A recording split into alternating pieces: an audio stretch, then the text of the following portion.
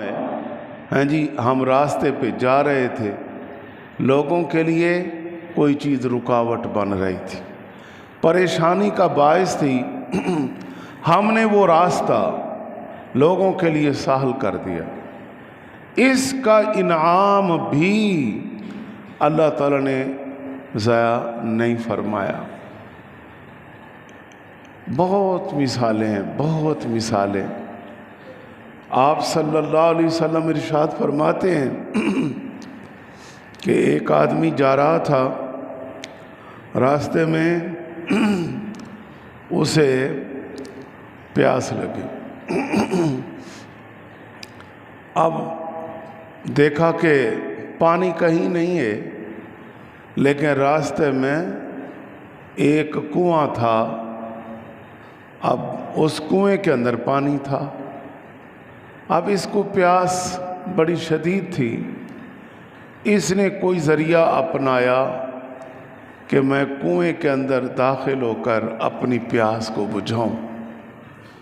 جب یہ کنویں میں گیا اور پانی پیا، باہر نکلا، دیکھا تو ایک کتا جو ہے یلحث، وہ مٹی چاٹ رہا ہے، یعنی یہ ظاہر کر رہا ہے کہ جس طرح تجھے پیاس لگی مجھے بھی پیاس لگی۔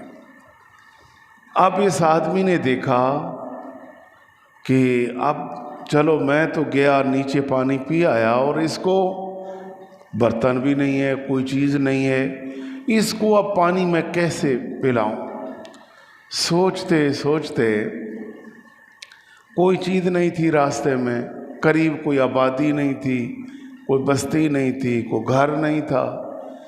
آخر اس نے دیکھا کہ پرانے زمانے میں جو جوتے بنائے جاتے تھے موچیوں سے بنے ہوئے، چمڑے کے جوتا، تو وہ تھوڑا بند تھا۔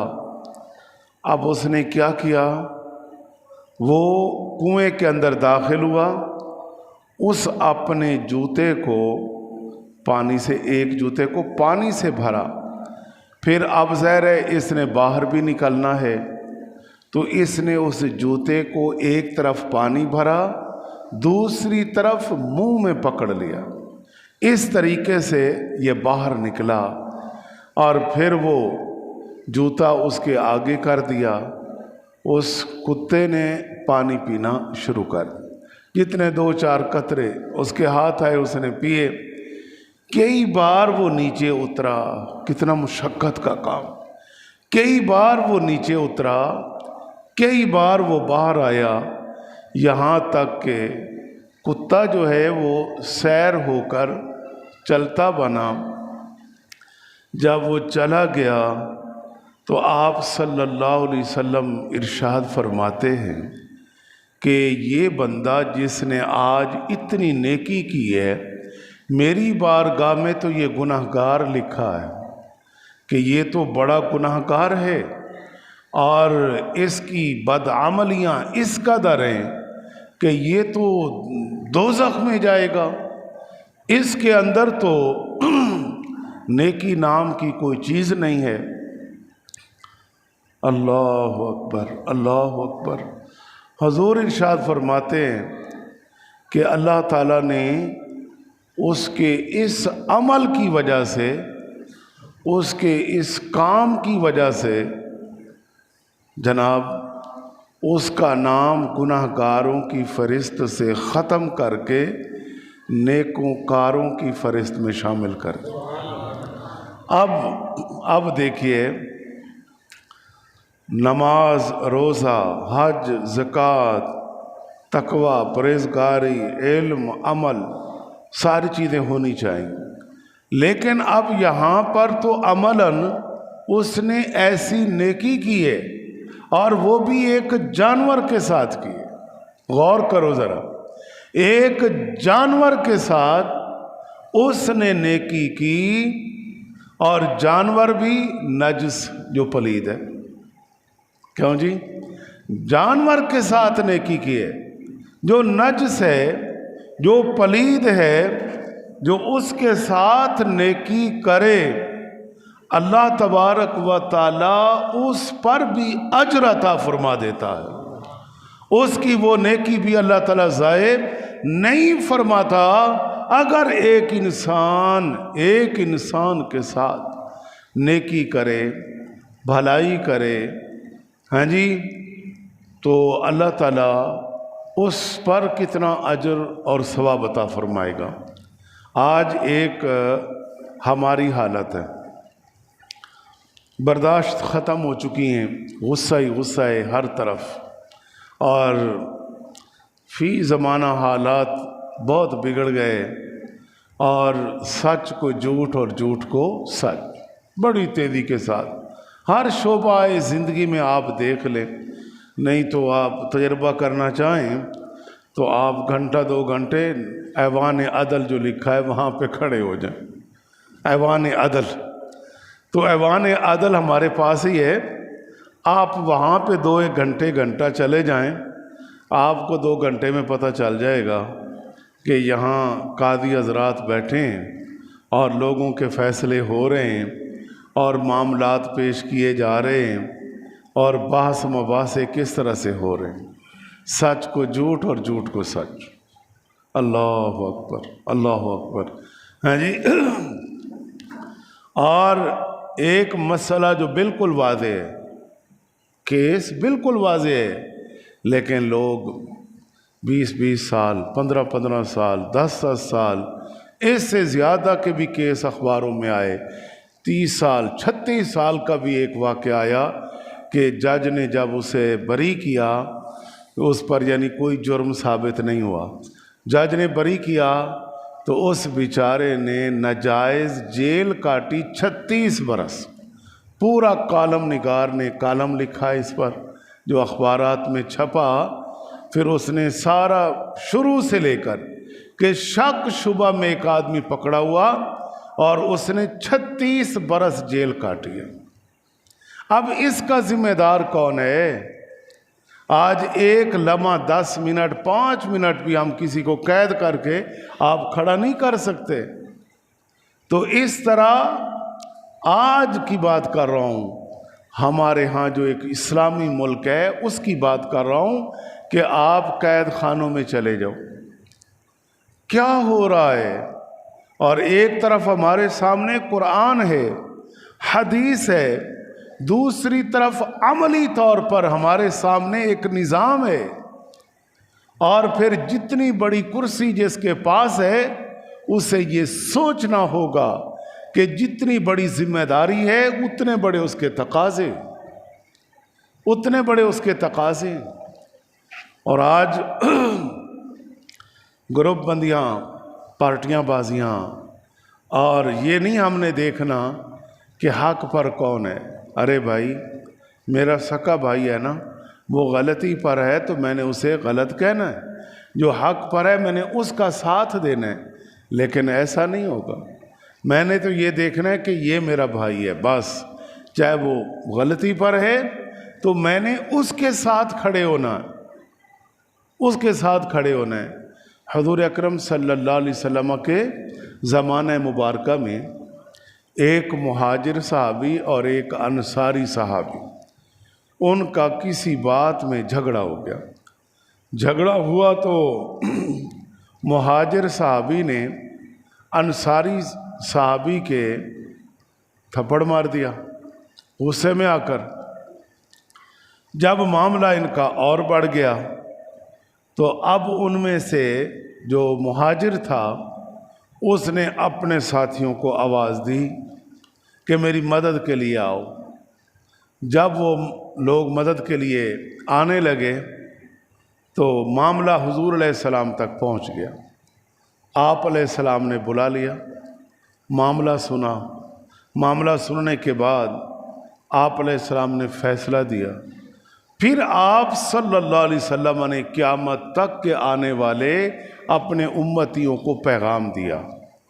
آپ صلی اللہ علیہ وسلم نے اس صحابی سے فرمایا کہ تو نے اپنی مدد کے لیے جو انہیں پکارا، اگر یہ ہاتھ اٹھا دیتے اور اس کو تکلیف پہنچتی تو جتنی زیادہ تکلیف پہنچتی قیامت کے دن اتنا حساب تجھے دینا پڑتا، کہ تو نے یہ نہ دیکھا کہ یہ جو معاملہ جس پر ہمارا اختلاف ہوا ہے، جس پر ہمارا تنازع ہوا ہے، اس کو شرعی نقطہ نظر میں دیکھ لو، قرآن پاک، حدیث پاک۔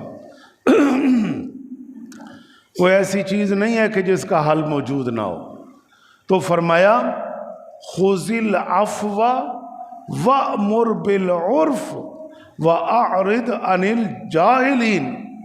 آپ علیہ السلام نے قرآن پاک کے یہ الفاظ تلاوت فرمائے کہ تمہیں نہیں پتہ کہ معافی کو لازم پکڑو، خذ العفو، معافی کو لازم پکڑو، وأمر بالعرف، اور نیکی کا حکم دو، اور جاہلوں سے دور ہو جاؤ۔ تو یہی تو خاتمے کے لیے اللہ نے مجھے بھیجا ہے، اور تم نے وہی کام شروع پھر کر رہے ہیں کہ ایک دو لڑے ہیں اور ایک نے اپنی مدد کے لیے پکارا، پھر وہ انصاری اپنی مدد کے لیے پکارے گا۔ تو یہی کام دور جاہلیت میں ہوا، ایک قبیلے نے قتل کیا، پھر دوسرے نے کیا، پھر آپس میں چلتے چلتے ایک لڑائی 40 سال 50 سال تک چلی جاتی، اور دونوں قبائل میں کتنا جانی نقصان ہوتا۔ اور آج آپ علیہ السلام نے جس چیز کا خاتمہ فرمایا تھا میرے عزیز دوستو، آج وہی پھر سے کام جاری ہے، آج پھر سے وہی کام جاری ہے کہ جناب یہ پارٹیاں بازیاں، یہ جھگڑے، یہ قتل و غارت، آئے دن ایسے ایسے واقعات کہ انسان دیکھ رہا ہے کہ اللہ رسول کیا فرماتے ہیں۔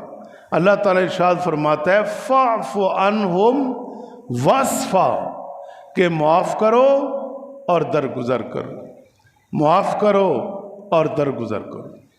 اللہ تعالیٰ تو قرآن میں یہ فرماتا۔ ایک دن حضرت خباب صحابی رسول ہیں، بڑے معروف صحابی ہیں، اور انہوں نے دین کے اندر بڑی مشکلات جھیلی ہیں، اتنی مشکلات جھیلی ہیں کہ آپ اندازہ کر لیں کہ حضرت عمر کا دور ہے، آپ امیر المومنین ہیں، اور دین اسلام کے اندر جو مشکلات آئی ہیں ان کا ذکر چل رہا تھا۔ تو اتنے میں حضرت خباب صحابی رسول بولے کہ اے عمر رضی اللہ تعالی عنہ، اگر دین کے اندر مشکلات دیکھنی ہیں تو وہ وقت یاد کرو جب آپ نے ابھی کلمہ نہیں پڑھا تھا اور ہم اسلام میں داخل ہو گئے تھے، اور اس وقت کفار مکہ جو ہم پر ظلم کرتے تھے، یہ میری پیٹھ پر دیکھ لیجئے۔ حضرت عمر نے کرتا اٹھایا تو دیکھا کہ حضرت خباب کی پوری پیٹھ جلی ہوئی تھی۔ وہ کس طرح سے چلتے ہوں گے، کس طرح سے سوتے ہوں گے، ان کا نظام زندگی کیا ہوگا۔ تو پھر حضرت عمر ان کی پشت پر ہاتھ بھی پھیرتے تھے اور روتے تھے، فرماتے تھے دین کے لیے مشکلات تو تم نے جھیلی، ہم نے دین کو کیا دیا۔ اور یہی حضرت خباب ایک دن حضور کے پاس آئے، اور جو کفار صحابہ پر ظلم کرتے تھے نا، کئی دن جو اکیلا صحابی ہاتھ آتا نا اسے بند کر دیتے، پھر جب کئی صحابہ کو پتہ چلتا پھر وہ مل کر جاتے، انہیں چھڑا لاتے اور مشقتیں مارتے، حتیٰ کہ ایک صحابی دین میں داخل ہو گیا تو ان کے اپنے خاندان کے لوگوں نے باندھ دیا، اس کا کھانا پینا بند کر دیا کہ تو نے دین اسلام قبول کیوں کیا۔ اتنے ظلم ہوتے تھے۔ تو حضرت خباب رضی اللہ تعالی عنہ ایک دن بڑے ہی دکھی تھے، اتنے دکھی تھے کہ روتے روتے روتے روتے حضور کے پاس آئے اور اپنا مدعا بیان کیا کہ یا رسول اللہ صلی اللہ علیہ وسلم، میں جس آبادی کے اندر رہتا ہوں نا، میں اکیلا مسلمان ہوں، یعنی اس گلی میں، اس محلے میں اکیلا مسلمان ہوں، تو یہ کفار مجھ پر بڑے ظلم کرتے ہیں، جب میں ان کے ہاتھ آ جاتا ہوں تو پھر مجھے مارتے ہیں۔ اور یا رسول اللہ یہ دیکھیے آج مجھے انہوں نے اتنا مارا ہے کہ مجھ سے برداشت نہیں ہوا، میں جناب کے پاس آیا۔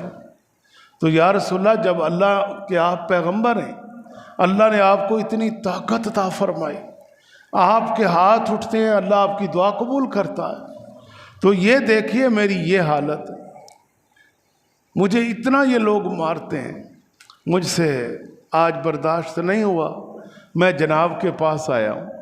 آپ ذرا سنو دل کے کانوں سے، پھر ہم دیکھیں کہ ہم تو آج پھولوں پر بیٹھے ہوں، کانٹوں پر چلنے والے تو چلے گئے۔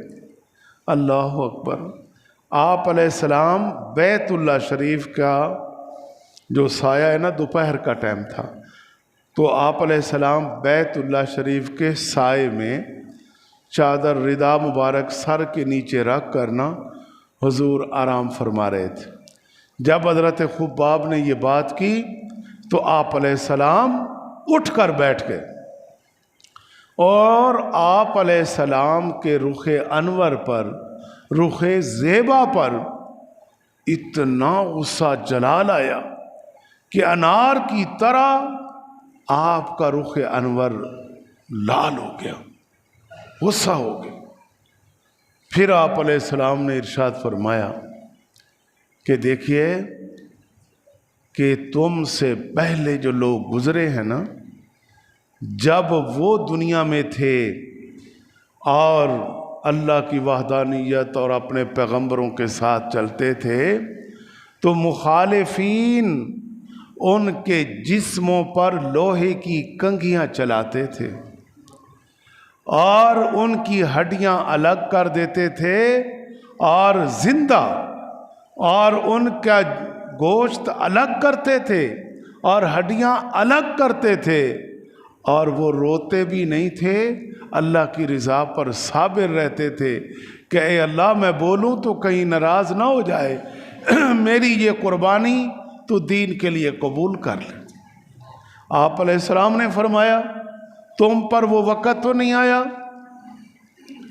کہ پہلے زمانے کے لوگوں پر لوگوں نے آرے چلا کر جیسے لکڑی کاٹی جاتی ہے، ان کے جسموں کو ایسے جدا کیا گیا، ان کے جسم سے ہڈیاں گوشت الگ کر دیے گئے، تو انہوں نے اپنا مشن نہیں چھوڑا، اتنی تکالیف برداشت کی۔ اب دیکھیے حضور علیہ السلام کے لیے آسان تھا، صحابی ہے، تکلیف کی ذکر کیا، حضور بد دعا کرتے، لیکن آپ علیہ السلام نے تو صحابی کی کس طرح دل جوئی کی، فرمایا کہ یہ تکالیف کیا ہیں، اپنا مشن کو سمجھو، جب تمہارا مشن بہت بلند ہے تو پھر یہ تکالیف کیا ہے۔ حضرت یوسف علیہ السلام کا واقعہ پوری سورہ یوسف قرآن کے اندر موجود نہیں ہے کہ یوسف علیہ السلام نے جیلیں کاٹی ہیں اسی مصر میں، پھر ایک وقت آیا کہ اللہ نے پورے مصر کا بادشاہ بنا دیا۔ کمال کی بات ہے، اللہ تبارک و تعالی وہ مراتب عطا کرتا ہے جو کسی کے علم میں نہیں ہے۔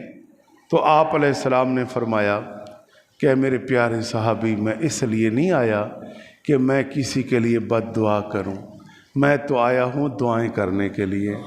یہ ایمان نہیں لائیں گے، اللہ ان کی نسلوں میں ہدایت رکھے گا۔ تو اس لیے آج ہمارے لیے بھی ضروری ہے معافی کو لازم پکڑیں، بردباری کو لازم پکڑیں، حوصلے کو لازم پکڑیں، برداشت پیدا کریں، دین کے ساتھ مخلص ہو جائیں، اسلام کے لیے کچھ کر کے تکلیفیں برداشت کریں۔ وآخر دعوانا الحمدللہ رب العالمین۔